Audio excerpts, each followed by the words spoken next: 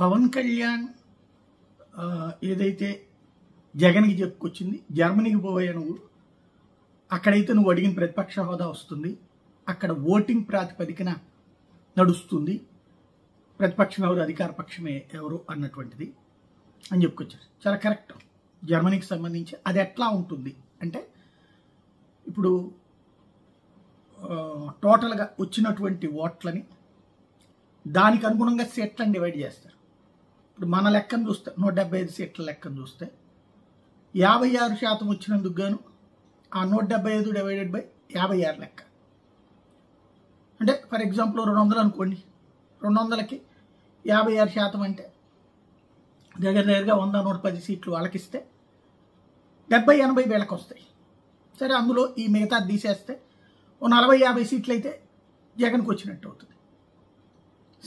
సీట్లు కూడా ఉండదు, ఓట్లు కాదు. అక్కడ ప్రతిపక్ష హోదా అనేటటువంటిది కాదు, ప్రాతిపదిక కూడా ఓట్లు ఉంటాయి. అక్కడ ఓట్ల ఆధారంగా సీట్ల షేరింగ్ ఉంది. ఇప్పుడు ఉంది ఫర్ ఎగ్జాంపుల్ 28.5% ప్రస్తుతం అధికార పక్షానికి వచ్చింది. అంటే ఉన్న అధికార పక్షం ఓడిపోయింది, 16.5% వచ్చింది. ఫస్ట్ వచ్చిన వాళ్ళకి 28.5% వచ్చింది. సెకండ్ వచ్చిన వాళ్ళు 20% ఉన్నారు. ఇప్పుడు ఈ ఫస్ట్ వచ్చిన వాళ్ళు థర్డ్ వచ్చిన వాళ్ళతో కలిసి, అంటే ఆల్రెడీ ఓడిపోయిన వాళ్ళతో కలిపి ప్రభుత్వం ఏర్పాటు చేయబోతున్నారు. అది ఆ లెక్కన ప్రాతిపదికన సీట్లు వాళ్ళకి వస్తాయి, ఇటు సీట్లు వస్తాయి. అక్కడ రాజకీయం అట్లుంటుంది. మన దేశంలో అట్లాంటి సిస్టమ్ ఉండదని కాబట్టినే వెటకారం చేసింది. కాకపోతే అక్కడది అమలైతే కనుక సీట్ల పరంగా కూడా ఉంటుంది. అది పక్కన పెట్టేస్తే బేసిక్గా అసలు లాజిక్ ఎక్కడ మిస్ అయిందంటే, రెండవ స్థానంలో వచ్చిన వాళ్ళు ప్రతిపక్షం ఎవరు, రెండో స్థానంలో వస్తే ప్రతిపక్షం ఎవరు? ప్రతిపక్షం ఇక్కడ వీళ్ళు ముగ్గురు జట్టు కట్టారు, జట్టు కట్టి గెలిచారు. అప్పుడు రెండో స్థానం వచ్చింది, మూడో స్థానం వచ్చిందని ప్రతిపక్షం కిందకి ఇవ్వరు. ఇక్కడ పాయింట్ ఏంటి అంటే, ప్రతిపక్షంగా పోటీ చేసింది ఒక్కళ్ళే ఇక్కడ. అంటే అధికార పక్షం పోటీ చేసింది, అధికార పక్షానికి వ్యతిరేకంగా వీళ్ళందరూ కలిశారు. అలాగని ఇంకెవరు పోటీలో లేరా? సిపిఐ ఉంది, సిపిఎం ఉంది, కాంగ్రెస్ పార్టీ. కాబట్టి వాళ్ళకి ఎవరికి కూడా రాలేదు. ఇప్పుడు ఉన్నటువంటి వాళ్ళల్లో వీళ్ళకి మాత్రమే వచ్చినాయి ఓ 11 సీట్లు.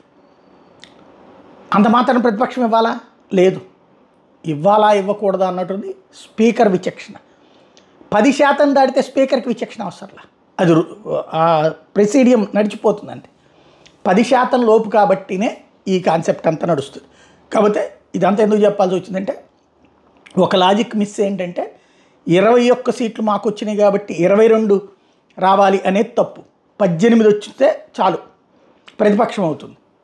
రెండవ స్థానంలో ఉన్నారని కాదు అక్కడ. అదే కనుక విడివిడిగా పోటీ చేస్తే రెండో స్థానంలో ఉన్నటువంటి జనసేనకు కనుక 21 వచ్చి వైసీపీకి 11 వస్తే కనుక అప్పుడు ఆటోమేటిక్గా ప్రతిపక్షం జనసేన అవుతుంది. ఇది అసలు లాజిక్.